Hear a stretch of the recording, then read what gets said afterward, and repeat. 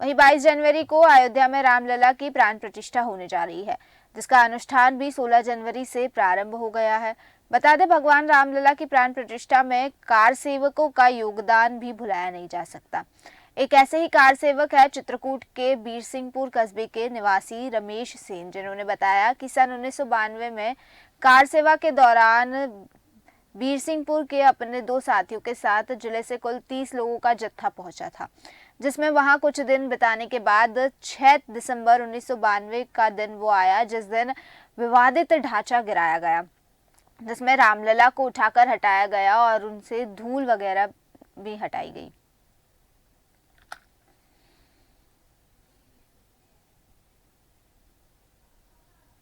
हम लोग 6 दिसंबर को बीरसिंहपुर से प्रस्थान किए।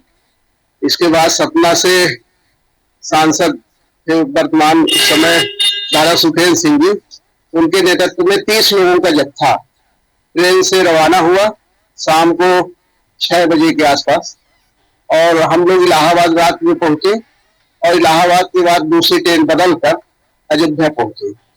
अयोध्या पहुंचने के बाद एक निश्चित स्थान पर हम लोग ठहराव हुआ। उस समय कार सेवकों का जाना प्रारंभ हुआ और इस क्रम में धर्म संसद वहां डेली लगती थी, अग्रहित जगह पर मंच था बहुत विशाल। तो उस मंच का संचालन हम लोग सुनते थे और देखते थे कार को। पूरे राष्ट्रीय संत समाज और जो हिमालय से निकल के ऐसे ऐसे संत वहां थे, लग रहा था कि हम लोग राम काम के लिए सही जगह पर आ चुके।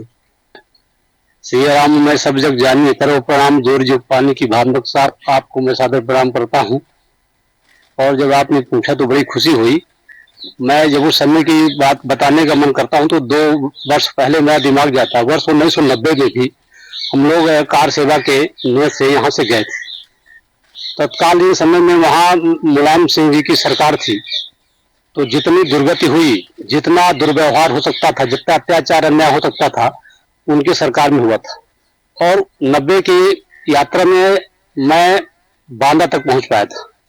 मुझे बड़ा सौभाग्य था उस समय भी। मैं अपने माननीय प्रहलाद पटेल जी जो अभी मंत्री हैं मध्य प्रदेश सरकार में, हमारे सतना के पूर्व सांसद से दादा सुखेन जी जो नहीं रहे इस दुनिया में, और माननीय उमा भारती जी के साथ वहां तक बांदा तक जाने का मौका मिला था। उस दिन हम लोग 29 नवंबर को 11-12 बजे रात में दादा सुखेन सिंह और इंद्रजीत सिंह यादव और पुष्पेंद्र सिंह जी उस समय जिलाध्यक्ष थे विश्व हिंदू परिषद के, उनके सानिध्य में हम लोग यहाँ से गए। बल्कि उसी दिन हमारी बेटी पैदा हुई थी सिंह नर्सिंग होम में, लेकिन फिर हम चले गए थे, सर ने बताया नहीं क्योंकि फिर जाने नहीं देते। फिर हम लोग गए तो यहाँ से ट्रेन में मानिकपुर में, फिर करगी में, इलाहाबाद में, मतलब इतना स्वागत हुआ, ऐसा लगा कि राम मैं दिख रहा था पूरा।